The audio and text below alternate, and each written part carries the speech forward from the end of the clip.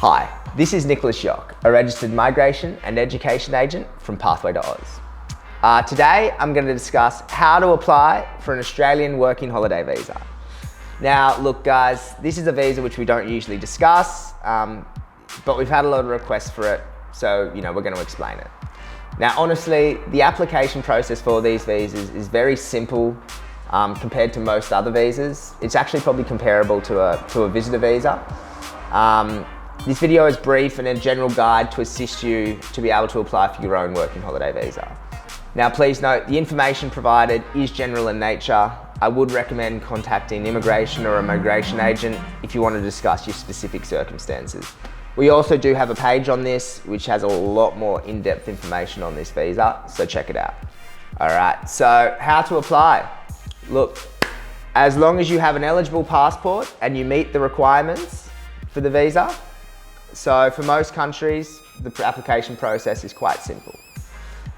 You first create an immigration account, and the link's below on how to do that, and then you apply for either the Working Holiday Visa 417 or the Work and Holiday Visa 462. So there's two types of, work and holiday visas, but the one you can apply for depends on what's your country of passport. So be sure to check that out. Now look, some countries do not have the ability to apply for a working holiday visa to Australia. So just be sure to check the website to see if your passport is on the list of eligible countries.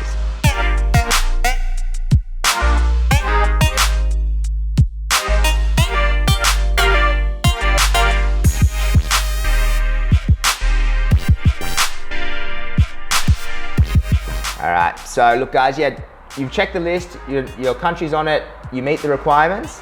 You can then start an application through the IMI account.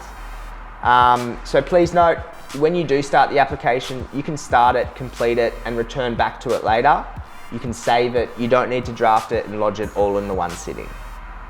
At the end of the application, you'll then be requested to attach a lot of documentation. So if you're applying for a 417 visa, the working holiday visa, it's generally speaking a little bit easier with the docs.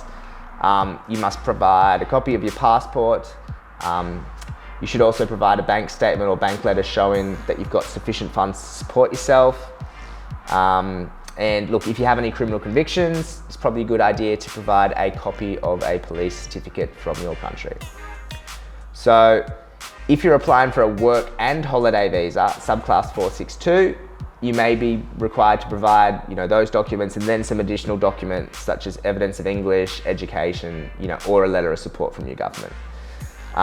So for certain countries, especially on the 462 program, there is a quota and, some other requirements. So be sure to check with your Australian consulate or embassy to see if that's required. But look, for most countries in the EU, in Canada and stuff like that, the 417 visa is certainly quite easy.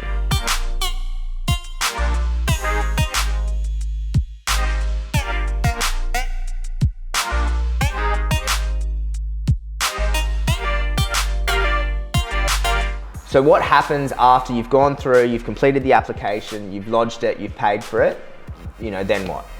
So after you've lodged the visa, you'll receive an email just sort of saying, hey, thanks, we've acknowledged your application, we'll get back to you shortly. Immigration can request additional documentation if they want. They can request a medical too, or really whatever they want. However, hopefully in most circumstances, as long as you've provided the required documents, the visa grant notice should follow through email, so it should be sent to you electronically. All right, so how much does it cost? Well guys, it's 495 Australian dollars presently. How long is the duration? So the first working holiday visa will have a duration of 12 months from when you enter Australia. And when must you enter Australia? Well, look, once the visa has been approved, you'll usually be given a period of time, which is usually about 12 months to enter Australia. And then once you enter Australia, then those 12 months, you can live and work in Australia for 12 months. So be sure to check your visa grant notice when you receive it, because it should say on there. Can I extend my working holiday visa? Yes, in most circumstances, you can apply for your second or your third working holiday visa as long as you meet the required regional or specified work and you have not aged out of the brackets. So how long does the visa process take? Look guys, usually it's really quick. especially for 417 visas. Probably, a lot of them are done in less than 24 hours. During COVID, the process slowed a lot. They weren't really granting them, but I'd still expect 75% of applications to be processed within 2 or 3 months. So look guys, when should you apply for it? I would say, at least 6 months before you're planning to come to Australia. Just give yourself enough time. And can I apply for another visa from within Australia? So look guys, yes you can, or generally speaking, yes you can apply for another visa from within Australia. So Pathway to Oz, we assist people go for student visas, partner visas, employer-sponsored visas, general skilled migration visas, all different types of visas. Generally speaking, if you apply for another visa from within Australia, you'll be granted a bridging visa that will allow you to remain in Australia while it's processing. So look guys, once again, the information provided is general in nature and may not be specific to your circumstances. But look, I hope you did find this helpful. Thank you.